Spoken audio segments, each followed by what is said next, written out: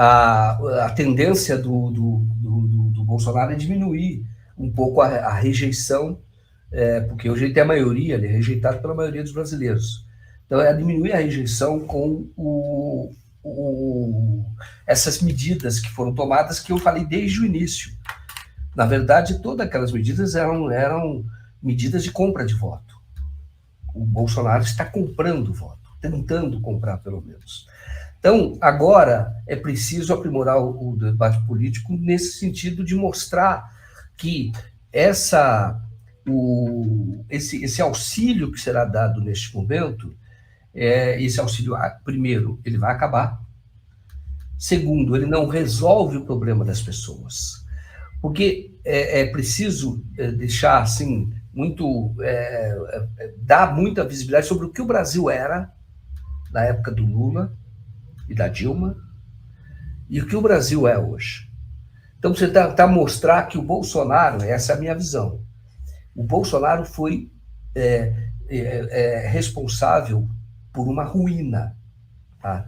Então, o Brasil hoje tem um cenário de guerra, e não é só por conta da pandemia. Porque mesmo a pandemia, mesmo antes da pandemia, o Brasil já estava em dificuldade, o Brasil já estava em recessão, já tinha caído o PIB antes de março de 2020. E quando você olha as pessoas na rua, você tem que mostrar que não existe política habitacional bem-sucedida, que as pessoas não estão tendo casa. Quando você mostra o preço dos alimentos no supermercado, onde chegou, quando você mostra o que ocorreu com a política energética no Brasil, sobretudo a Petrobras, e quando você mostra que os jovens não estão tendo oportunidade com o Bolsonaro, quando você mostra que a educação caiu, mostrar que o Bolsonaro ele não representa uma perspectiva de futuro bom para todos os brasileiros, porque o que ele fez, ou, aliás, o que ele não fez, ou que o resultado do governo dele é uma tragédia, e os brasileiros vivem essa tragédia. Então, isso é preciso falar sempre, discutir sempre. E agora, é claro que tem os seus representantes, isso é feito pelas próprias lideranças, e isso é feito em grupos de conversas. Não adianta só falar do aspecto ideológico do Bolsonaro, tá? Porque para muitos isso não importa, viu? Se você imaginar, se tem uma discussão do fascismo, não fascismo, importa para um segmento da sociedade que tem uma outra formação. Mas você tem que mostrar para as pessoas que o Brasil está muito pior do que era. E que o Brasil poderá voltar a ser o que foi. Então, é mostrar... o Lula não é vamos chamar assim, o Lula é o concreto contra o concreto, isto é, o Lula governou, as pessoas sabem do que ele é capaz de fazer. O Bolsonaro governa, e nós estamos vendo o que ocorre.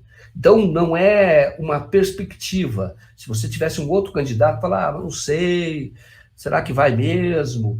Quando o Lula fala, isso é importante, está falando agora, eu vou revisar, reajustar a tabela do imposto de renda. Pessoal, hoje em dia, quem ganha R$ 1.900 está pagando imposto de renda no Brasil.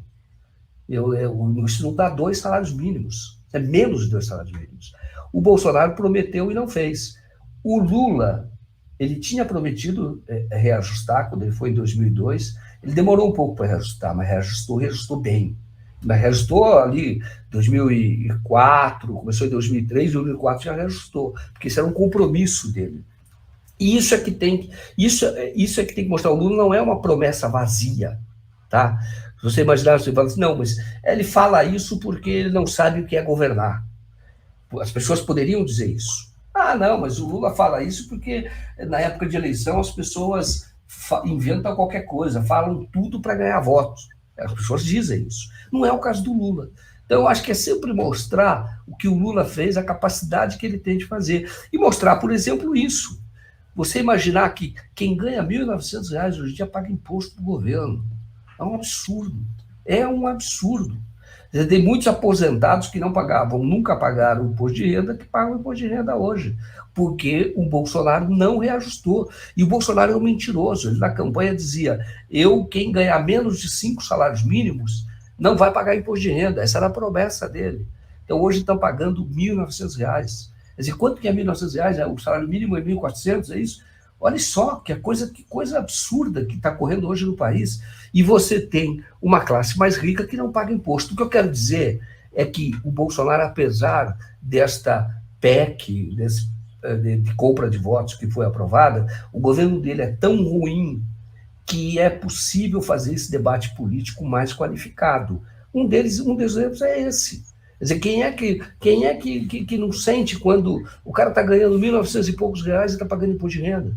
Quer dizer, quem é que não sente? É a grande massa salarial, aquele que, aliás, é a maioria que está com o Lula, mas que não é ainda. Pode ter mais gente ainda apoiando o Lula, mostrar, olha, como é que pode você estar pagando imposto de renda ganhando isso, sustentando o governo ganhando isso? Era para ser o contrário, né? Então, as pessoas que ganham pouco é que deveriam ter ajuda do próprio Estado e não sustentar o governo pagando imposto de renda. Esse é um caso. Agora, tem outros casos também que podem ser debatidos. A questão da inflação, isso toda pessoa sabe. Sobretudo, por isso que o Lula tem muito voto entre as mulheres. As mulheres sabem mais do que os homens sobre isso. Elas entendem, elas sentem, né? Elas administram muitas vezes a escassez da própria família, com os salários mais baixos, e que fica mais baixo porque ainda tem que pagar imposto de renda. Então, você também pode entrar nessa área e discutir coisas que podem fazer. E, de novo, o Lula já fez. Essa que é a questão.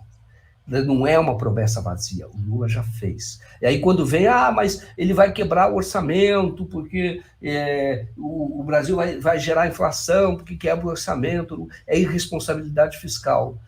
O Lula aumentou o superávit fiscal quando assumiu o governo um pouco depois. Essa foi uma das razões pelas quais o dólar saiu de 4,20 e foi para 1,60. Olha que absurdo, de valorização da nossa moeda. E ele fez isso sem prejudicar o Brasil. O Brasil devia para o FMI. O Brasil não tinha autonomia para executar a sua política econômica, porque tinha os compromissos com o FMI. O Brasil foi lá, pagou o FMI, e depois ainda emprestou dinheiro para o FMI, quer dizer, colocou cotas lá no FMI. Isso foi uma coisa fantástica. Isso foi feito. Foi feito. Foi feito. Então, outras vezes que você fala, isso eu vi como repórter, o Lula prometia durante a campanha, falou, vamos gerar 10 milhões de empregos de carteira assinada. 10 milhões, muita gente. Carteira assinada, não é empreguinho como tinha na época do Fernando Henrique Cardoso, que não era nem emprego, eram os informais. Fizemos uma matéria sobre isso, o Brasil era o país dos informais, chamava naquela época informal. E aí, o que ele fez? Os 10 milhões. Eu estava na coletiva quando o Lula estava junto com o Berzoini e disse, olha, eu quero anunciar aqui, dar uma boa notícia para os brasileiros, nós chegamos neste mês a 10 milhões de carteira assinada desde janeiro de 2003. Foi isso. Depois, com o governo Dilma, se gerou mais 10 milhões, foram 20 milhões de empregos de carteira assinada. Então, esse é o debate que deve ser travado sempre.